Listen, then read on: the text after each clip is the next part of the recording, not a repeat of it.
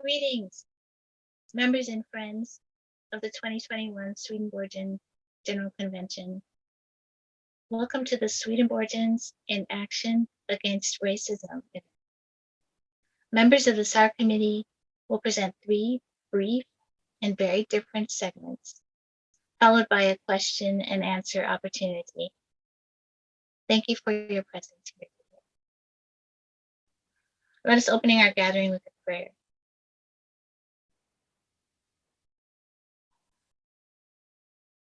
Dear Father, Mother God, we gather in joy and gratitude. Our loving community of spiritual seekers. We know that each one of us is here to improve our own ability to live in love and wisdom and to share in that goal with others that we know and love. We struggle daily with our desire to be better and with the fear of loss that change can bring. Remind us that we are only called to be the vessel at every moment in your presence and able to receive your love and wisdom if we can only let go of our own limited ideas. Sometimes we can't count on each other. Sometimes we can't count on ourselves. When we tire, remind us that the real work is being done by you. When we feel overwhelmed and insufficient, let love come flooding in so that fear cannot have us. Remind us that love is the only real power. Help us to focus not on our appetites for security and affirmation, but on what is needed to continue becoming the loving community that will unify the world. Help us to heal our divisions, because there's only one of us here. Amen.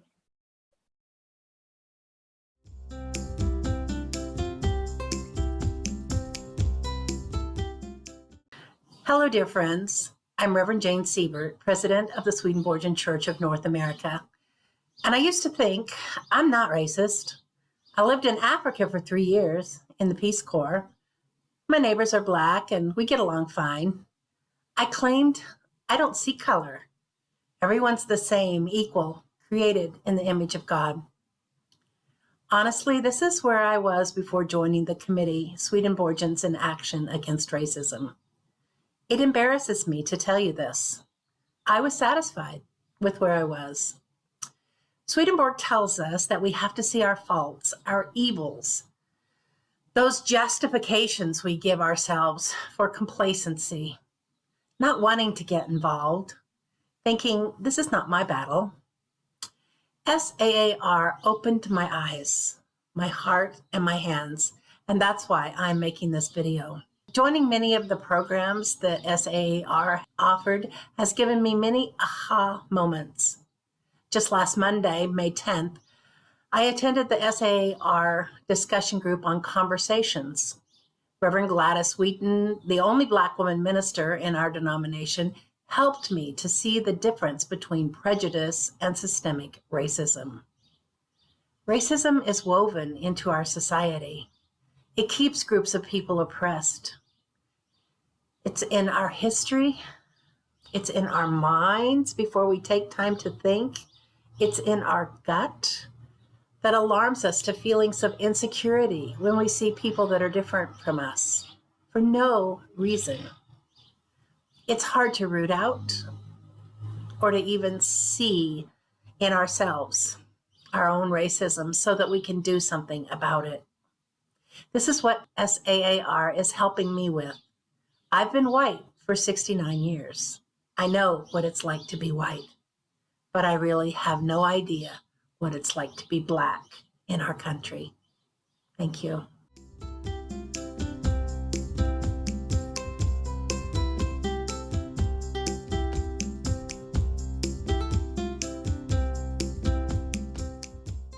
I was looking for a way to do something with all of the feelings that I was having after the murder of George Floyd, et cetera. And that was a place where I felt like I could be useful and I could be involved in a productive way and I could learn. I had been active back in the 70s in the Black community in Spokane, Washington, and seeing what was happening, George Floyd and everything, just brought it all back to me on what I probably still didn't know and how I could connect that to my church and how I could be serving the Lord and serving what needed to be happening in our country right now. My response was, finally. First, I wanted to see how it was being handled. So that was number one, and I was grateful. There was a lot of information, current information and some historical information. I was grateful for all of that. But what I felt was missing was the feeling level of what it feels like to be in the middle of this whole racial melee, however you want to call it. So I wanted to see whether any of that was going to be addressed, and whether I could participate in supplying some things that could help people get into the feeling level of things. And I was able to do some things. So that was something for me.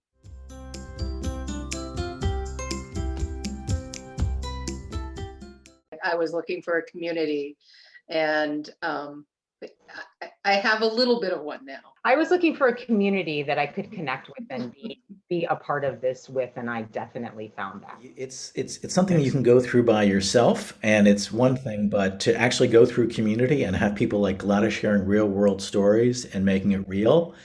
And really, I was so pleased that the Lord's New Church participants were engaged, and the unity that also, I think, brings into our Swedenborgian community. So I know that many people were really thrilled to have that crossover. It brought people together on a common theme.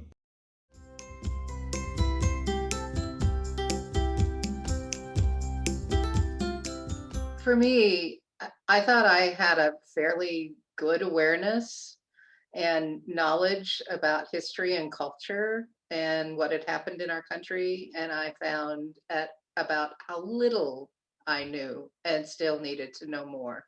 Mm-hmm. But also how much the circles keep coming back around.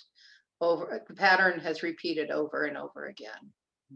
And we need to stop it. About the circles, it reminds me of the spiral on Swedenborg, revolving, and we come to the same place, but at a different level. So I feel like it's been such a transformation for me, and that I just have so much more of self-awareness about my own biases, my own privileges that I didn't understand that I had, and got over feeling kind of huffy about that terminology. I want to say I really understood what it was referring to, and what it meant. And so for me, it's been just peeling back these layers and understanding myself better, and trying to then go into the world and make a difference, being a better person. Well, this topic of privilege is something that really alienates a lot of people. But I'll be blunt. White people feel like, I didn't do it. It wasn't me. I don't have privilege. Yeah, so I definitely was a person who reacted that way to this whole notion of privilege before. It was like, I just had a very middle class life, nothing special, no silver spoon, I worked my tail off, all those sorts of things, until I began to understand that saying that I'm privileged doesn't mean that those things aren't true. It just means that the color of my skin wasn't an added layer of challenge that I had in life. There's no shame involved. It just is. It is what it is. It's not shaming a person by saying you've got that. It's just like there are certain things that each of us have different privilege, and it's a reality. And so I like the way you described it, because I think one reason people react so negatively to it is they feel shamed. And when we do feel shamed, we tend to, lock it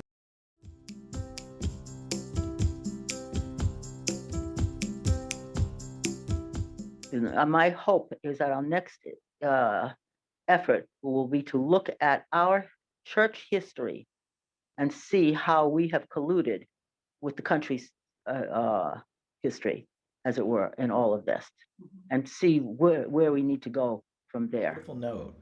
And we really, in our tradition, you can't have transformation until you have confession. You can't have confession until you have awareness. So I think that's a really good point. We might be at the beginning stages of the awareness so that we can actually have confession and have regeneration. My thoughts have been about the fact that racism is really just one aspect of a part of our unregenerate approach to things. I mean, I'm talking about human beings in general. And so to see that, but it's a huge thing, but it's only one. And it's one of the ways that we marginalize people in order to have our own preference in life. And to put it in Swedenborgian terms, to practice domination, if you will. So it's only one factor. So we need to look at the other factors. You know, people with quote unquote so-called disabilities or any other kind of challenges in their life get marginalized very regularly. The whole thing about homelessness and all of this comes under this category. So I like for us to come to see it in its broader context, if you will. So it's not just so isolated racism, yes, but there are other many little minimizing things that we do to each other that are smaller components of the whole story. I think that's such a great point, Gladys, that our theology really warns us against the love of dominion, greed, and seeking status as the type of things that we can't take with us when we leave this sphere, but are very important while they're here and important for us to work out. Seeing racism in that broader context, really brilliant insight, and would be really interesting for the next level of this, to look at it as more an ecosystem, more complexity, how things are connected. Because it's about loving the neighbor. Mm-hmm. That's what it's, I mean, that's what it's really about. So for me, that's how it ties in spiritually. Mm-hmm. And in the future, I would like to see more discussion and more time together where we really look at what are the issues that get in our own way, and how can we support one another to move forward. And I think we can go in many different directions. I don't think we have to all be in the same direction, but I think if we are all focused very similarly to what Gladys talked about, to a path about, living a good life, a life in what our beliefs are, then that will help us, move forward, I think. I would like to see our church not feel hesitant about standing up and voicing its stance on things, and not feel like, oh, we don't know if we should, officially say that, because people are kind of coming at things from all sorts of different perspectives. I want it to be very obvious where our church stands on racism and anti-racist efforts, and for it to not be gray in any way at all of how our church feels about this.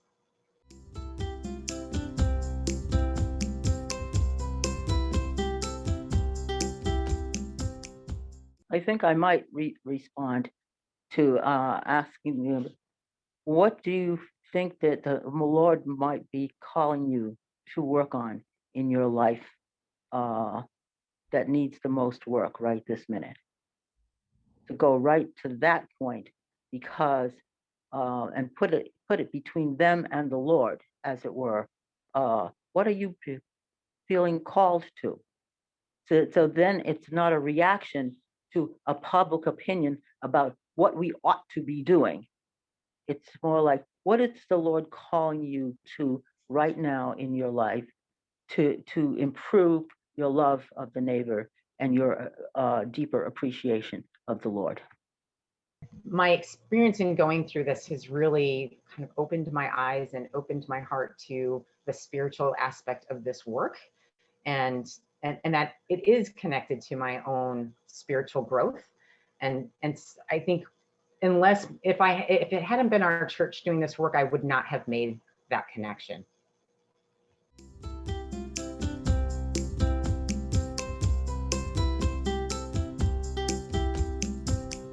It feels like a door is opened now to have these conversations with people, as opposed to you know, like, how do you even start talking about this if you're sitting around at camp or at whatever? Well, now there's a segue to it. There's a way to have that conversation because there's this work that's happening. For me, I was thankful I had participated and felt better equipped to have conversations with people who were reacting in a negative way, not understanding the church's place. And so I do think it's important to keep that respectful viewpoint and not to judge those people who feel that way because they're just on a different journey.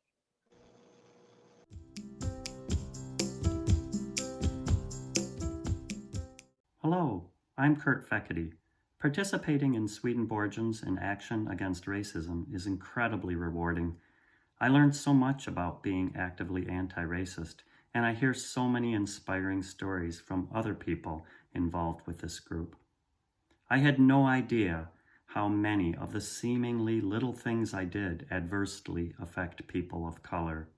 From where I shop, from how I invest my money, how I manage my resources, to the words I speak, or maybe more importantly, the words I don't speak, I continue to learn how to tear down the walls of systemic racism that I myself have helped build.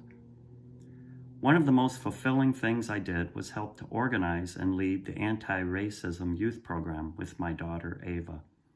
Adult leaders and children from elementary school all the way up to high school watched videos together, discussed racism, prayed, listened to each other, and journeyed together just to nudge each other and perhaps the world a little bit closer towards kindness, acceptance, and love. I hope you will join our efforts, and I pray that you find this program as inspiring as I have. Thank you.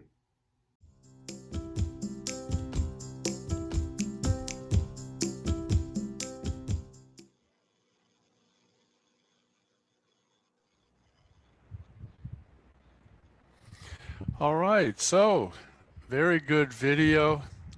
We just heard from some members of the Swedenborgians in Action Against Racism, and now it's a time for the, I don't know what I call y'all, viewers, listeners, participants. Now it's time for you to get engaged, and Lori has some really excellent technological tools and questions to ask the participants in which you'll be able to record your responses, and we will be tabulating them. So we want to get a sense of where the church is in relation to these issues, not just the committee, Swedenborgians in Action Against Racism. So Lori, do you want to take over now? I sure will. Thank you so much, David. So you should be seeing in the chat how you'll be able to join the survey and the poll. You'll either need to open another browser or you can use your phone and use the information that's in the chat. And just remember, it's okay if you can't get this working right away or even not at all, because just reading the questions which will also be up in the Zoom webinar, and reflecting on them will be beneficial, and will make the questions and results available to participants after convention, like David said. Also, we know that this process may really stir up a wish for an opportunity to reflect and talk about this with others. And we really apologize that we are not able to give that opportunity right now. We've got a really tight schedule with convention, but we encourage you to do so with friends and family, and to join the Manifold Angels Facebook group for ongoing open discussions about social justice. And we hope to provide another opportunity to come together to discuss this in the near future. So right now I'm going to share my screen.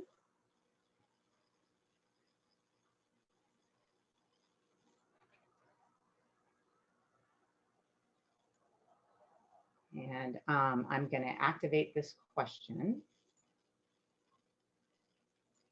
I hope. And as the question is up, I'll read some information about each one, defining the privilege so that you'll know how to respond to what best applies to you. So race and ethnicity. Children in my racial group do not need to be educated about systemic racism for their daily physical safety. I can do well in a challenging situation without being called a credit to my race. I can go shopping without concern that store employees will monitor me because of my race.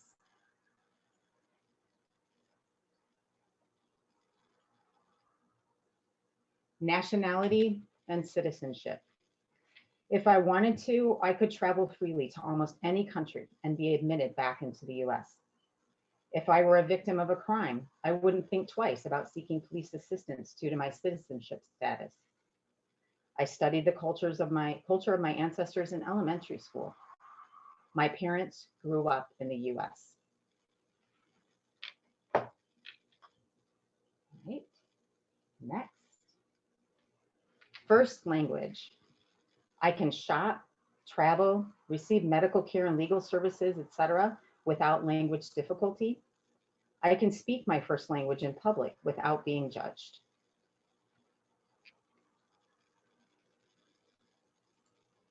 Thank you. Religion. I can assume I will not have to work or go to school on my religious holidays. My religious views are reflected by most government officials and political candidates. Food that honors my religious practices can be easily found in any restaurant or grocery store. My religious views are reflected or at least accepted. I am not judged for a lack of belief.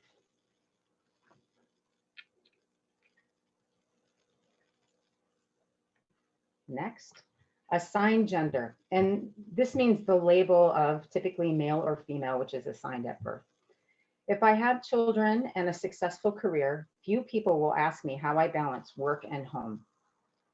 I am less likely to be harassed at work than persons of the opposite assigned gender. I am unlikely to be passed over for hiring or promotion because of my assigned gender. Leadership positions in major religions are open to persons of my assigned gender.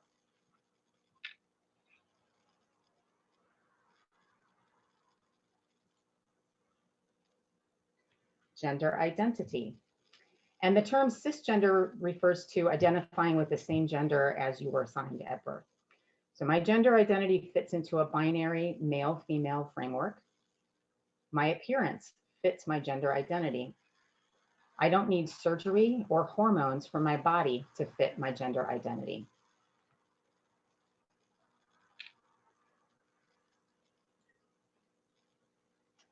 Sexual orientation. I need not fear negative consequences if my coworkers learn about my sexual orientation. I can easily find a religious community that welcomes persons of my sexual orientation. No controversy is likely to arise about the gender of my chosen partner.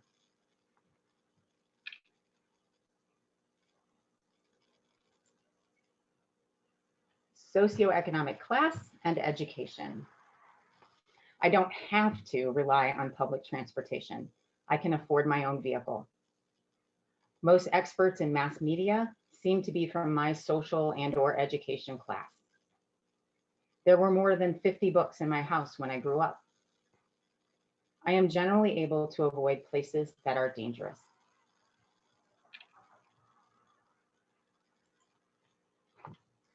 Physical ability and age. I can assume that I will easily have physical access to any building. If not hired for a job, I do not question if it was due to my physical or mental ability or my age. I can go shopping or traveling alone and expect to find appropriate accommodations to make the experience hassle-free. I can easily access and afford medications and treatments needed to maintain physical health. I am not considered too young to direct my own life and engage in certain activities.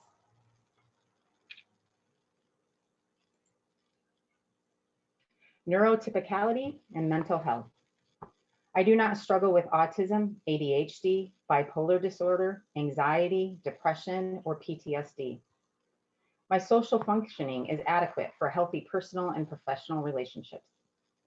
I can easily access and afford medications and other resources needed to maintain mental health.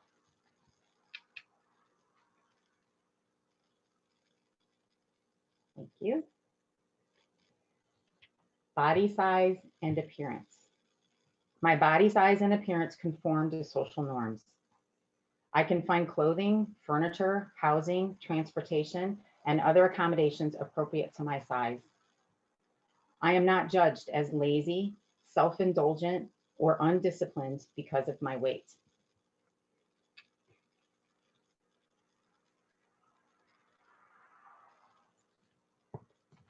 And then we added this one specifically for our virtual convention, tech ability. I have easy access to technology. I feel comfortable using technology. I was able to easily and fully participate in this exercise.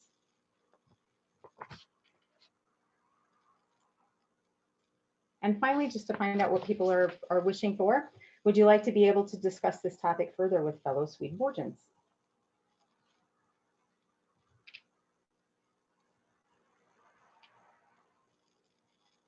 All right, thank you. Okay, so we're just gonna pause here right now, but please keep this browser open because we're gonna be using it again in a moment. I hope you found this is as enlightening as I did when I first took it, and can see how these privileges, many of them unearned, which just means you didn't do or not do something to have them, but these privileges benefit those who have them and negatively impact those who do not. The privileges you have aren't something to feel bad about. They're just something to be aware of. And most importantly, they give you an advantage you can use to help others. I'm gonna pass back to David for a moment.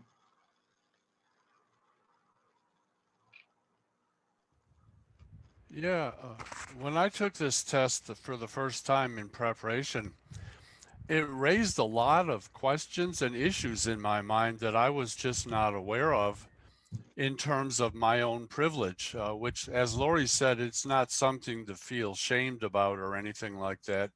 These are just things that many of us, myself included, never asked, questions I never asked myself. I've never had to ask myself whether my skin color affects my standing in society. It's just never been an issue for me. So we're going to go on with another exercise of a slightly different one, and I'm going to comment on it as the numbers come in. But Lori, do you want to explain what we're doing? Sure, I'm going to read a question, a little intro, and then a question, and then everyone will be asked to type in the word that best describes how they're feeling in response to the question. And then as answers come in, if there are things that ways people feel the same, the words will get bigger. So it kind of gives us an idea of just in general how we all are feeling in response to these issues. And it'll make more sense as we start. So I'm going to go to the next screen here, and that question is activated. Coming together as a group with our faith in common to combat social justice issues such as racism can make people feel comforted, and it can also make people feel uncomfortable, especially when, as is often the case with present-day social justice issues, it feels like there are sides to the issue that are tied to political parties. Figuring out how to make sure everyone feels welcome, safe, and supported wherever they are on this path can be tricky. Take a moment now to type in the word that best describes your feelings about how our denomination should be involved in the fight against racism. What are those crooked words, Lori? They just make this cool picture. So some okay, the words that getting bigger mean a lot of people are typing in the same word. And I'm seeing that active is appearing pretty big, the biggest word that I see there. And so that means a lot of you feel that our denomination should be active in the fight against racism. There's also words hopeful, passionate, educating. I like that word, inclusion. But the biggest word growing there is active. So Yeah. a lot of you are feeling we should be active. I don't see any negative responses. So that's an interesting statistic. It is. Unsure, I see that one in there kind of bigger. And I get that. I get feeling unsure. All right. Thank you. That's really cool. We're going to move on to our next question. Being anti-racist is very different than just not being racist. Just like being a person who stands up and speaks out is different than being an innocent bystander. We don't want to be complicit, and yet standing up for or against something can sometimes leave people feeling vulnerable and unsure. How to best love our neighbor is not always clear. Please type in the word that best describes how you feel when engaging in or thinking about engaging in anti-racism activism. And I wanted to let you know, once you've typed in a word, if there's another word you want to type in, you can do that. Yeah, I think unsure is a tentative and unsure. Yeah, it's one thing to say I'm not a racist, and another thing to say I'm actively against racism and I'm gonna make a stand. So I see quite a range there: hopeful, nervous, cautious, anxious, uncertain. These are responses I think are good. I think they're honest responses. Empowered, I see. Scared, proud, unsure. Unsure and hopeful are about equal there. Hopeful's bigger. Yeah, great. Thank you for everyone for participating in that. I'm going to move on to our next question.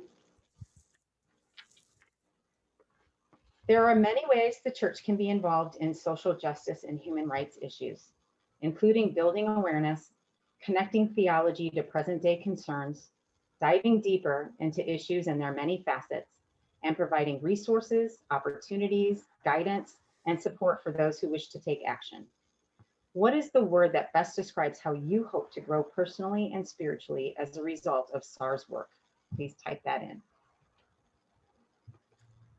All right.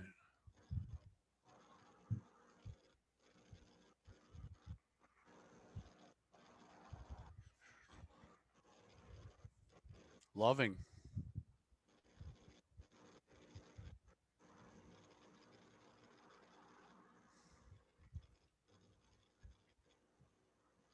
Yeah, I love that. Aware, compassionate. Yeah. Aware and loving and compassionate seem to be the dominant, the leading words here. That's how people want to grow as a result of SAAR's work. That's wonderful. I love seeing that. All right, I'm going to move on to our last question in this part. This past year, SAR has offered opportunities for adults, teens, and children to participate in learning and discussion sessions about issues of racism, our theology, the path of anti-racist regeneration, Black history, and how to navigate conversations on race, as well as a newsletter that alternates bi-weekly between a deep dive into a particular issue and one of a more personal devotional focus. All are also invited to be part of an ongoing conversation and sharing resources via the Facebook group Manifold Angels. There are many directions SAR can go next. Please share with us the word that best describes what you hope SAR will do in the upcoming year in our efforts to dismantle racism. Well, we want to learn. Yeah, that's good.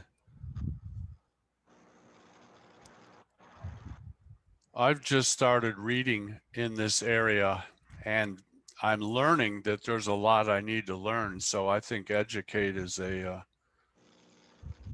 good place for us to be. I think the first exercise we did about identifying privilege is a wonderful educational tool because I think a lot of us weren't aware of our own privilege and then again what the word even means. Sure. So educate is where they want us to go. The people have spoken. It looks like it. All right. Thank you all very much. I'm going to stop sharing my screen here. And back to you, David. So this concludes our section, doesn't it, Lori? Are we moving into the panel now? Yep. All right. So here comes Rich and the rest of the participants.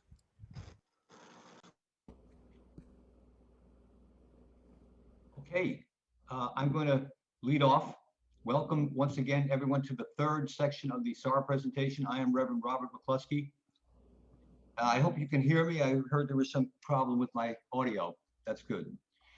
We have been asked, my colleagues, Reverend Dr. Jim Lawrence of the seminary, Dean of the seminary, and Reverend Rich Tafel from Washington, D.C. Church are joining me to explore the topic social justice in the context of Swedenborgian theology.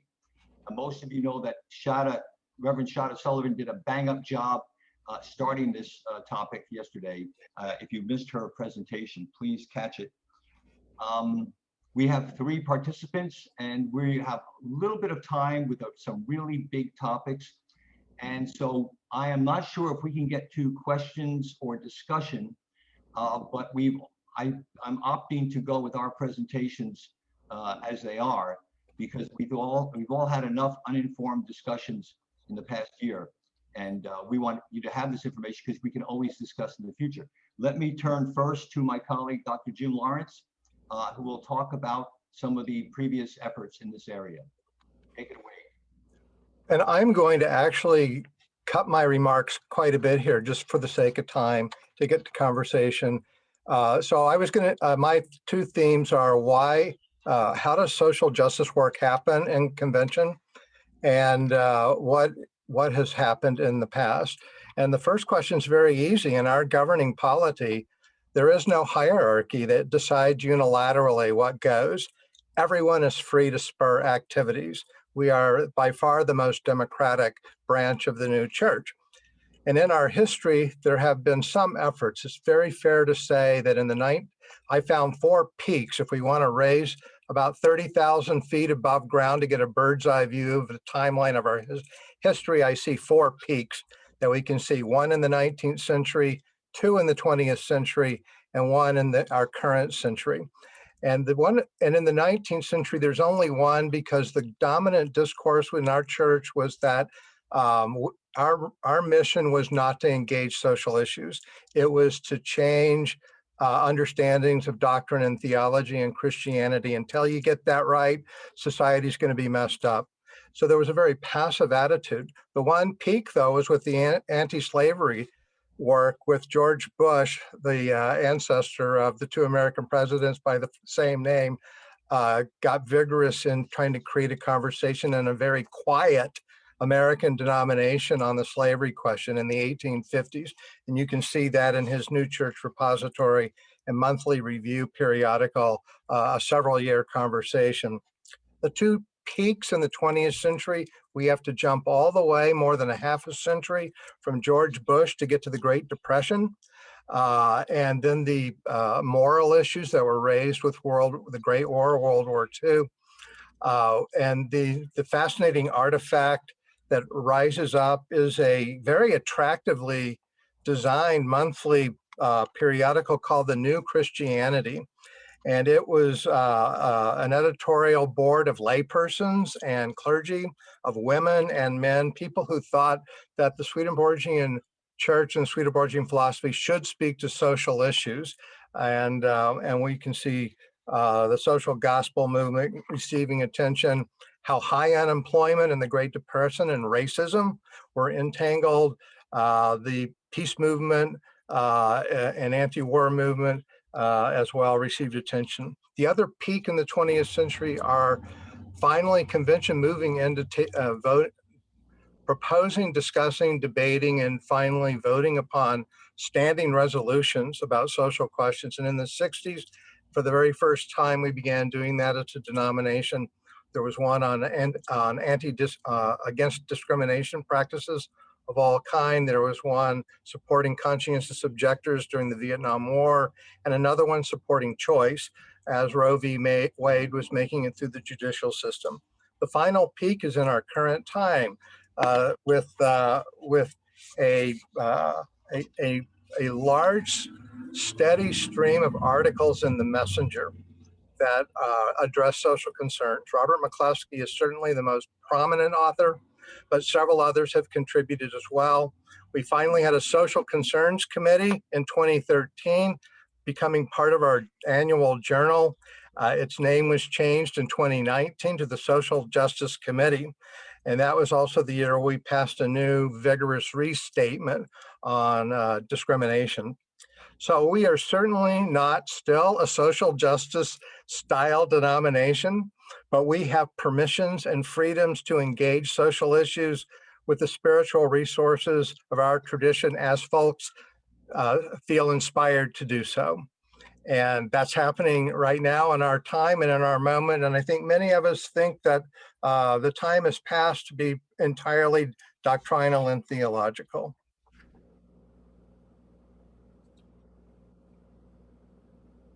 Thank you, Jim.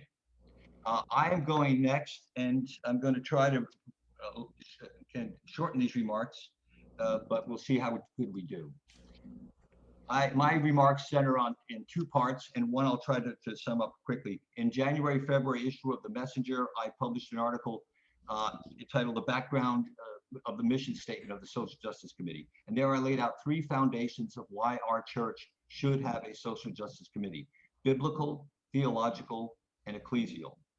Biblical, the law and the prophets, including Jesus, call us not only to individual acts of compassion on behalf of others in the here and now, but also the need to confront unjust and oppressive systems to set the captives free.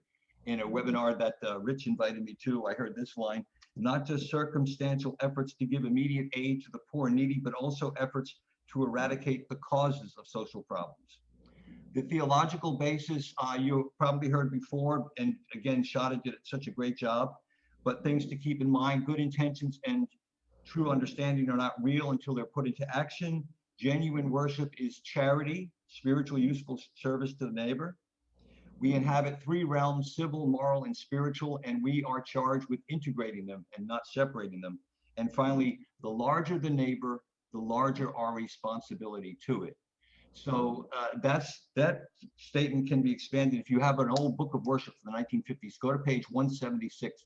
You'll find our alternate affirmation of faith, and I recommend it to you. Quick parentheses. In my intro, I forgot to mention, we will be giving you only some crumbs, clues and breadcrumbs for you to follow up. So if you're taking notes, you're way ahead of the game. And finally, in the ecclesial section, our own bylaws call us to bring doctrine and life together, to allow them to challenge and encourage each other. They're not in competition. Okay, now moving on to my next section. I call it unity of life and separation of church and state. We heard before, religion is of the life, and the life of religion is to do good. Our religious identity is not just another item on our to-do or to-be list. It is a transcendent perspective which impacts and affects all aspects of our one life.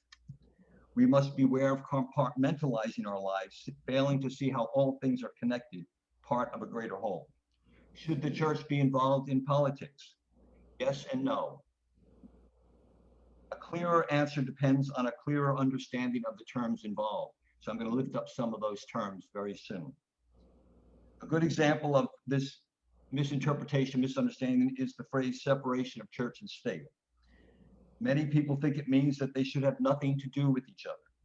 On the contrary, for the first time in human history, religion and politics no longer exist as a simplistic unity in the form of theocracy. Their separation or distinction now allows for interaction and dialogue between them. We are now free to be the church, both in our pastoral and prophetic functions. Please note that the foundations of the United States and the foundations of all religions are the same. There are three of them, another threesome. Liberty or freedom, equality, and mutual respect. Freedom, equality, and mutual respect. America is considered by all the experts to be a bold experiment in ending theocracy and the First Amendment, the greatest gift our country has ever made to the world. 16 words that changed everything. So here are some terms that you want to realize. There are books and even libraries written on these phrases. The First Amendment, separation of church and state. What the church can and cannot do. Especially relevant here is something called the Johnson Amendment. You may have heard about it. Our former president tried to overturn it in his last tenure. Senator Lyndon Johnson in 1954 added an amendment to the tax code prohibiting churches from engaging in partisan politics in return for their tax-exempt status. Again, can't get into the details here. We have been gifted in this country with religious freedom. The question now is, what is our response to this gift, to this new ability? What is our responsibility? One other question related to that: what happens if we do not act on behalf of the larger neighbor and speak out for injustices, speak out with one voice for what we know to be unjust? Well, others step up and speak seemingly in our name, and the greatest growing threat is Christian nationalism. Now, I still have some time. I want to end with two quotes. First, from a dissertation by a woman named Marcia Ledford at Pacific School of Religion. Jim sent me her dissertation, and I found this there. This concept of keeping church and state as separate spheres has obfuscated our understanding of how we are constitutionally protected to speak publicly and theologically about issues that matter to us. One can reasonably consider that the reticence of American Christians to call Jesus political is because we have been inculcated with the mystique of separation of church and state. We have been taught that we can truncate our political self from our pious self. Consequently, it appears we can also truncate Jesus' public call for justice as religious rather than political.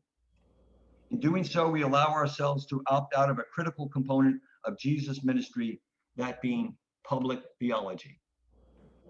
We're so energized when we read that story about Jesus overturning the tables in the temple, because we're so iconoclastic, and we want to get, heard it today, another smack at organized religion, as if disorganized religion is some kind of a value.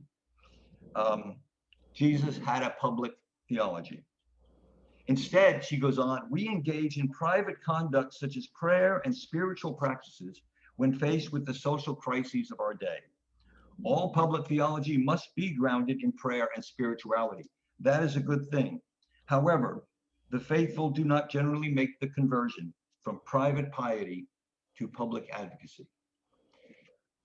I have some more remarks that Rich Tafel gave me permission to quote, but my time is run out, and there may be time later, but I want to now turn it over to Rich, who will wrap up our panel discussion and help with the questions. Thanks, Robert and Jim, for those excellent insights into this very fascinating topic, and thank you for the chance to participate. I just want to say it's been a joy for me to be part of this group this last year, and I want to particularly thank Terrie Crenshaw for her leadership. So in the few minutes, then I'm going to keep it very short so we have time for questions, that I have, I just want to share very quickly an observation that I had in working with the church. In the 2000s, I traveled around to a great number of our churches to conduct workshops where we focused on mission statements. I noticed a similarity. Almost all of our congregations described their missions in terms of bringing heaven to earth, loving our neighbor, serving others, fighting for justice. It was wonderful to hear this unity. But something interesting happened when I asked how the church should go about doing it. And I'd say about half of the members that I polled at that time said, the role of church is to get your spiritual insights, take it, become a better person, engage that new teaching with your family, your community, your workplace, and then you can take it into your own politics. And that would create more justice in the world. But they were not comfortable with the idea of the church or the pastor commenting on public events. They thought it was more of an individual way of accomplishing it.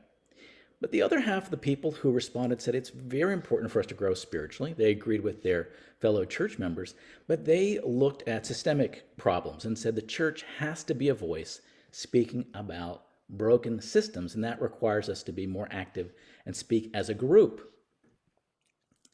What's important is that both groups felt we should fight for justice. Some felt it happened on our daily personal activities. Others felt we as a church community could speak out as a group to challenge injustice. And I share this story as part of this discussion because we have so much that we agree on. We may have different tactics to get to the same goal. And personally, I think it's important for our church to share our voice in the public square. You may not know, but I serve as our representative to the National Council of Churches, and I have personally witnessed the power of our voice being joined with others on critical issues. And it's been very important, and we are a valued member in that coalition. But I think on this topic, we can also embrace humility and compassion and be careful not to fall into a trap where we begin to look at others in society and even in our church or denomination who see a different path toward heaven coming to earth, a different path toward greater justice. I think we have to support each other in conducting this work, and we have to do it with compassion, forgiveness, and humility. Our tradition teaches that God works in our diversity. And at a time when voices in our culture are canceling people, polarizing people, outraging each other, and putting us in various tribes, it's become a very dangerous time. And I hope our Swedenborgian church can pattern new ways of teaching, like we just did this last year with the SAR program, of offering a place where we can learn and grow. Doesn't require everybody to be in lockstep. I was honored to be on the leadership team of this group last year.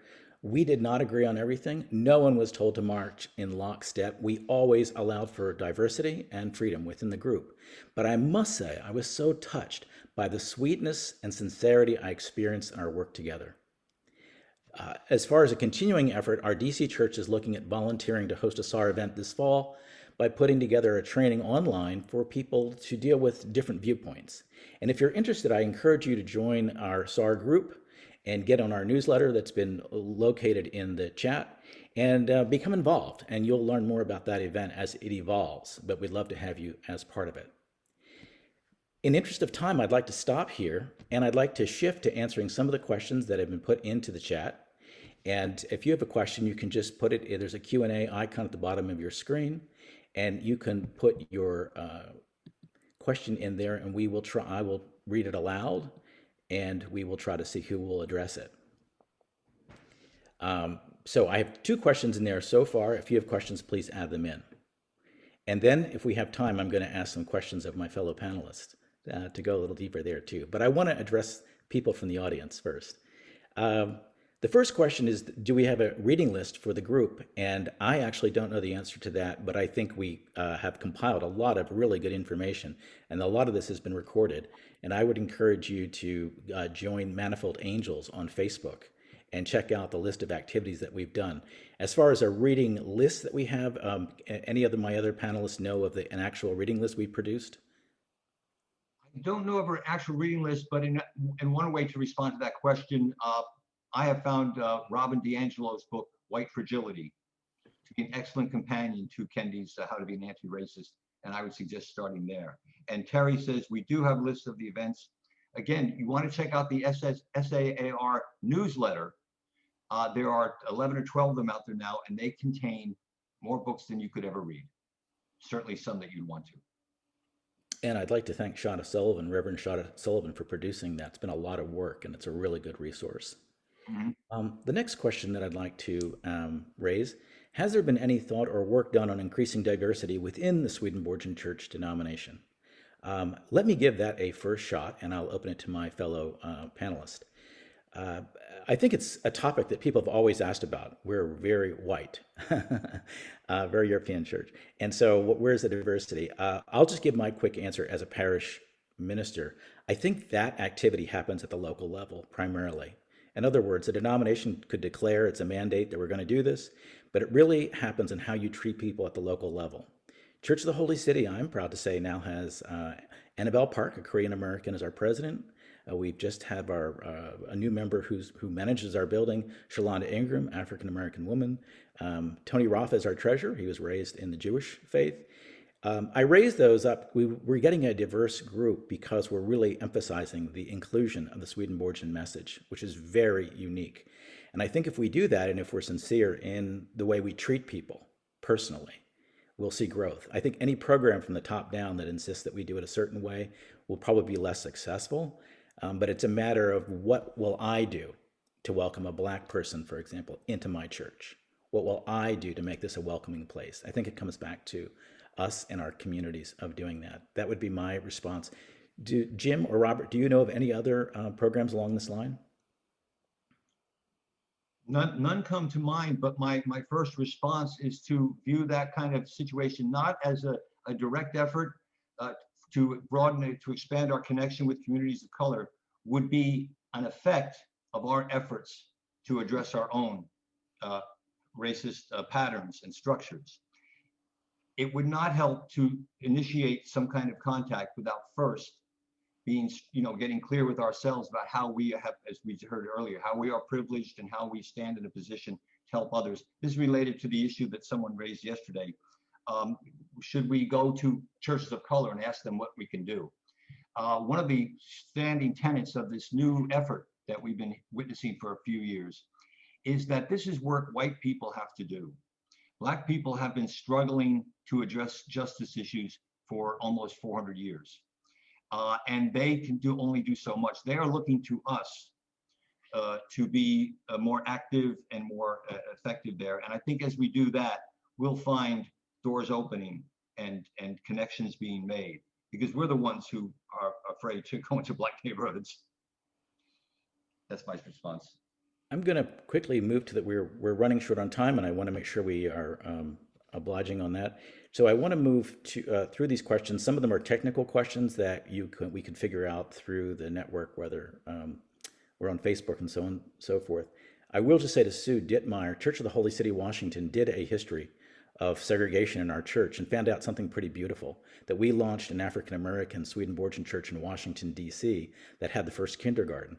It's not always going to be bad news. That was good news. And then the question is, what happened? And so along after that. I think that's a great thing. And that's what Gladys Wheaton had said. Could we go deeper into our church histories? I think that's a great next step. And then Rosalind has a question to Jim that could probably be our last question. So it would have to be a concise answer. In the Three Peaks, she asked, was it churches working or more individuals in those periods, Jim?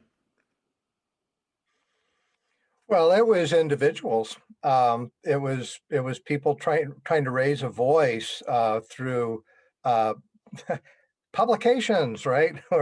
We're a very literate movement. So the standing resolutions, of course, were kind of organizational events, because it's our groups getting together as a convention with delegates from the associations. So to that extent, yes. But even with Swedenborgians Acting Against Racism and the rise of the Social Concerns Committee, were kind of initiatives being kind of pushed towards an organizational standing by individuals who cared about it. So there's we don't have a lot of history of a focused effort to have a strategy at the institutional level to do something in these areas of lack of diversity, especially, and the justice work. Thank you, Jim. The dissertation, is that publicly available that you mentioned that Robert quoted, or is it private? Yes, the person who asked that question can email either me or Robert. Okay. It is being made into a book. The last I heard, I thought it would have come out by now. She's an Episcopal priest and a lawyer in Detroit, and Marcia Latford. But either one of us will be happy to send you the dissertation if you email us.